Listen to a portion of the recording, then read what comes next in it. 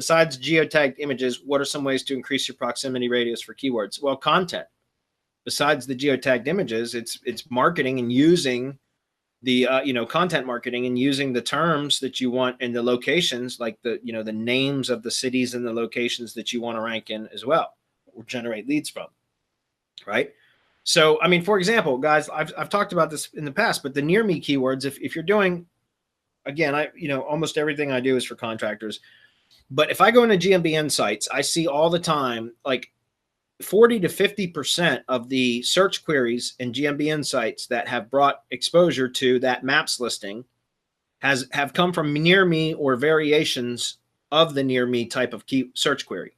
So near me, close by, in my area, close to me, those type of search queries, they pop up all the time now. And that's because Google suggests them, right? And so for mobile devices especially, people tap it because it's suggested, and it's usually one of the top suggested search queries in Suggest. So people tap them, so it naturally is providing a lot of traffic now, a lot of exposure. So how can you utilize the near me keywords as well as locations, right? Because if you want to influence, and so I've always done really simply, and I've taught this in some of the courses, but like, you put as a GMB post, for example, and you can do this in blog posts too, guys, in press releases and things like that. You can target the near me search queries. And how do you do it in a way that it reads well? Well, you could say, like, for a GMB post, I like to use the first line of the post saying, did you just search for, and then you put in quotes, plumber near me or emergency plumber near me. And then you put in an end quote, right? And then you put the city name in whatever city. So we were doing an example earlier for plumber Fairfax. So did you just search for plumber near me in Fairfax, right? Question mark.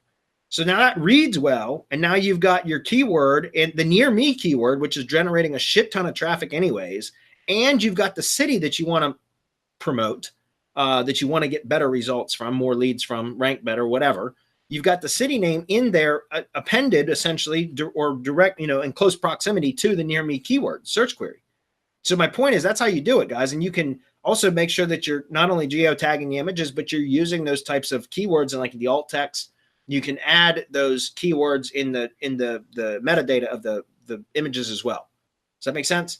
So just, geotagged images, especially images that from those areas, like taken from phones and or devices that have GPS enabled, taking photos that are of buildings and things like. Remember, guys, Google has Street View and Google Earth and all that kind of stuff, so you can get images that Google will recognize within that are from that area too. Use those, and then use those types of keyword search queries. And that's one of the things. Like, Google gives you the keys to the kingdom. I always thought it was funny that if you go to Insights and you right click or, highlight, and drag and highlight all of the keywords and insights and just paste them into an Excel file or Google Sheets, then in the one column, you're going to have all the search queries that have brought exposure to the maps listing.